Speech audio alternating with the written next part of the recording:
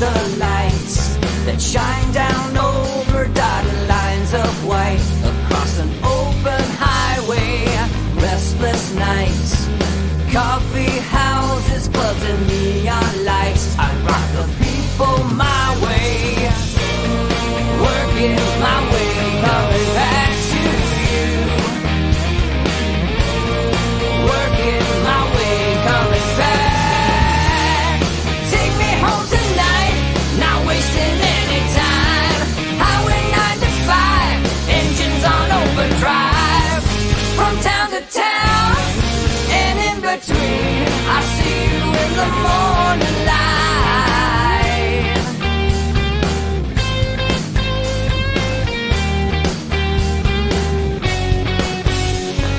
New York, Boston, Philadelphia, LA, I still see your face. Buses roll, distance grows, but I remember you're just a dream away.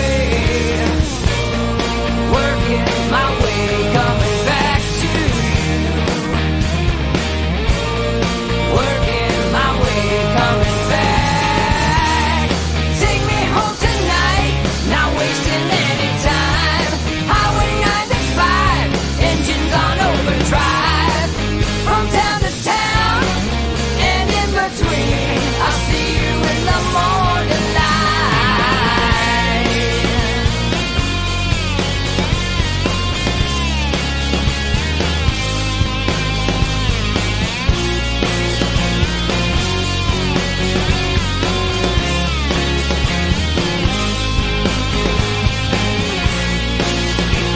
Light on as I drive on, singing our song.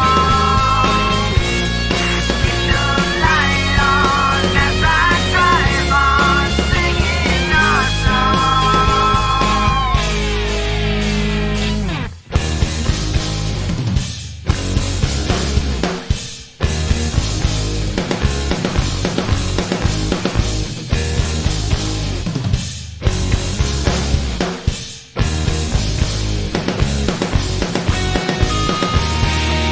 Take me home tonight, not wasting any time. Highway 95, engines on overdrive. From town to town, and in between, I see you in the morning light. Take me home tonight, not wasting any time. Highway 95, engines on overdrive. From town to town, and in between, I see you in the morning light. Take me home tonight, not wasting any time. Highway 95, engines on overdrive. From town to town, and in between, I see you.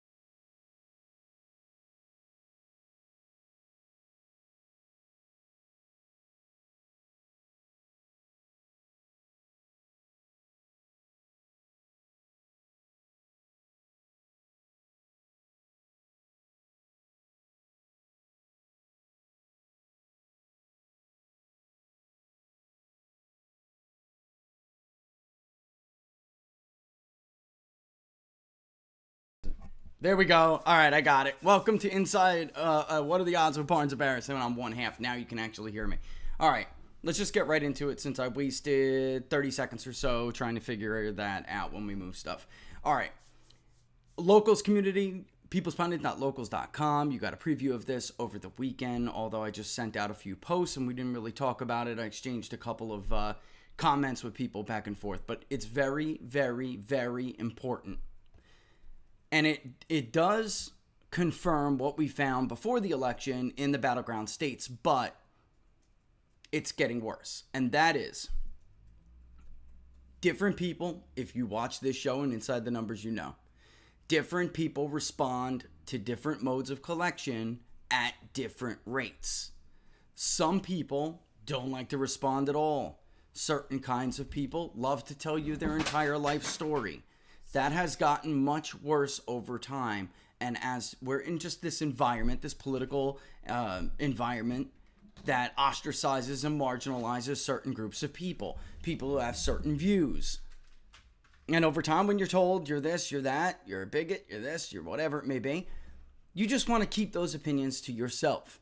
That includes with your friends, your family, your neighbors, your coworkers, perfect strangers, and definitely pollsters when they call you on the phone or they send you an email, whatever it may be, to get you to take a survey. Without a doubt, this is now worse than it was even in November when we were conducting election polling. And without a doubt, this benefits one party over another. How do we know? Because we know who it is that is uncomfortable. We know how different candidates and different parties perform with these groups. We know that there are consistent errors in certain groups that in the polling benefits certain candidates. And what am I saying? I'm saying that it's a non-response bias coupled with a social desirability bias, and both of them benefit the Democratic Party and Democratic candidates. And we know this to be true. This is extremely important, and if we want to be taken seriously as an industry,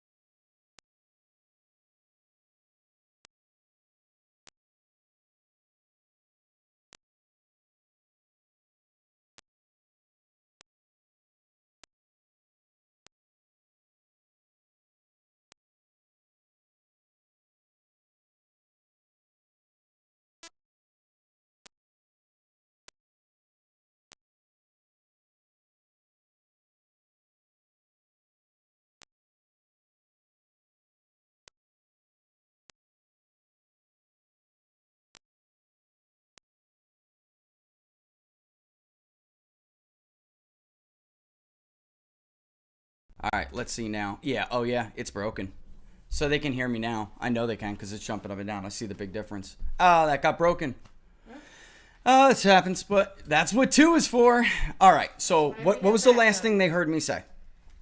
Well, The last thing they heard me say was that if we want to get taken seriously, okay, if we want to get taken seriously, we have to acknowledge this. And I don't know if you heard me say this before that it went out, but think Wisconsin when we go over this, because we're going to go over it by area. Think Wisconsin. Why am I mentioning Wisconsin? Because of the regional demographics of Wisconsin. Because most of Wisconsin looks much more like Iowa than it does look like Pennsylvania, or it does look like Michigan. So when we talk about these voters that we're having a difficult time reaching, this is who we're talking about.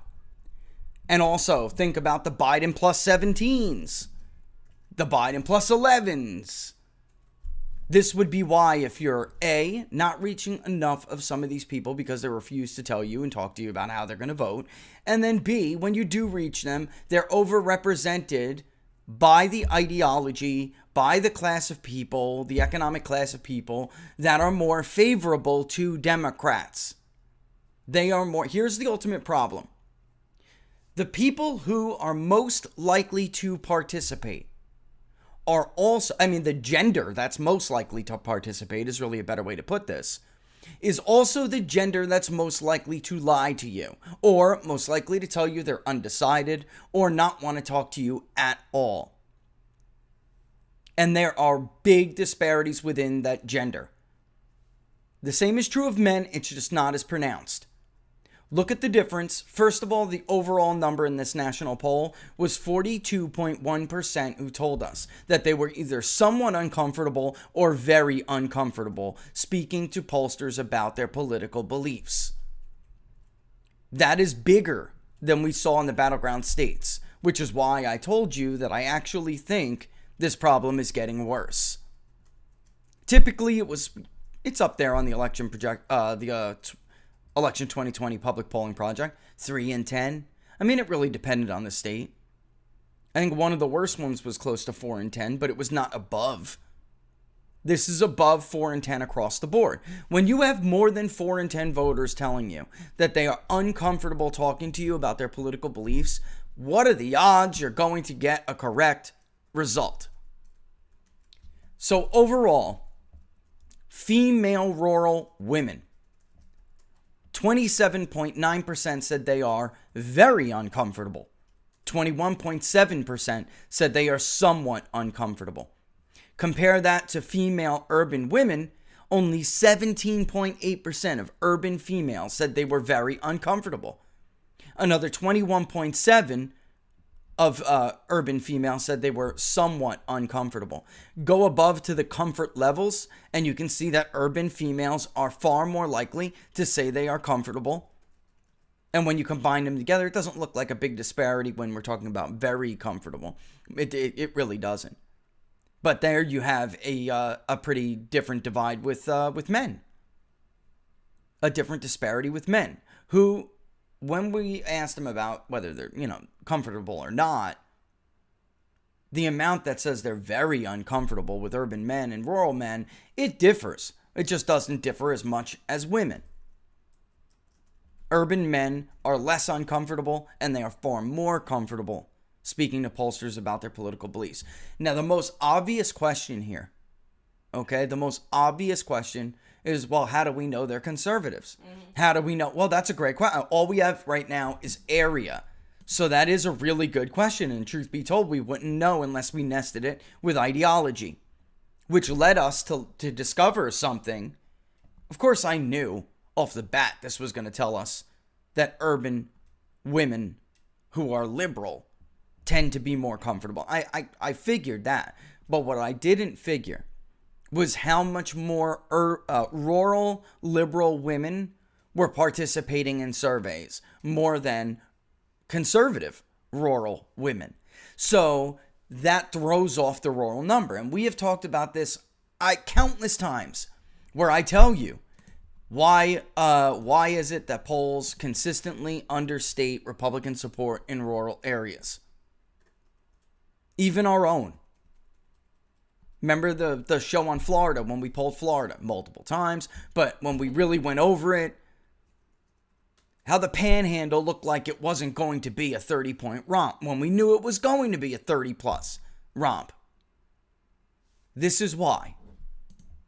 Ixnay on that chart A. Bring up the next one.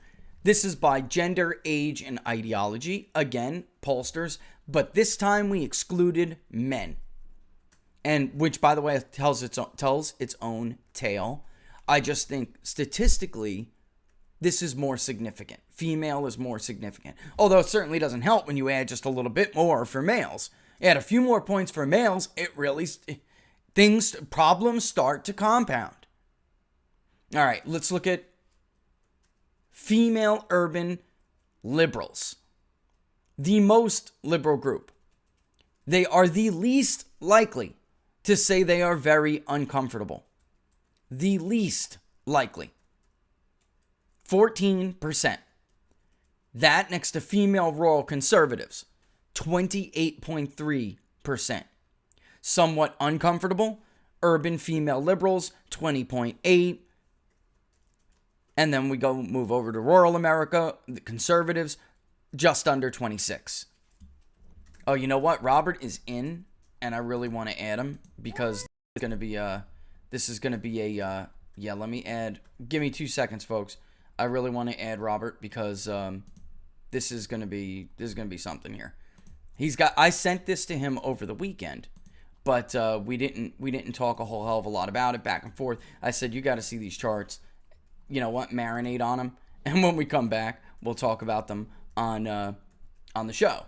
All right, so let me bring them on down. Robert, you can hear me now, though, right? I got the chart up right now, so we can talk about it as I work to bring you in here. You got a chance to look at these, right? All right. What is this? Right off the bat, how I think this is enormously significant. What did this tell you when you looked at it?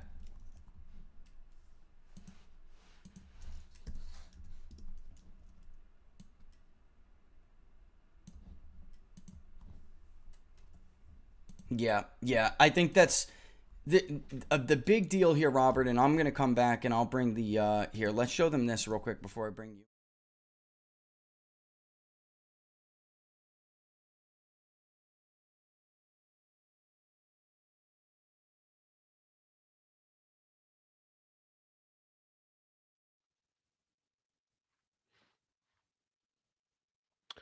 I'm not hearing you currently.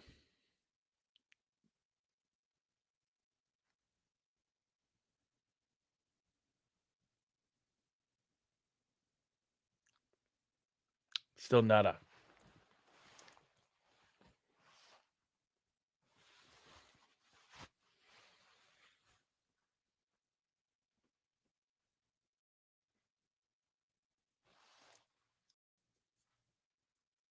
Now I can. Now I can.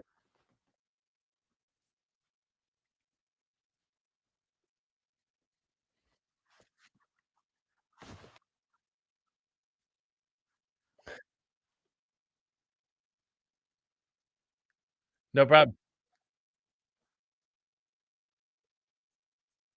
Right. Yeah. That was my version of the way the New York Times must have conducted their polling.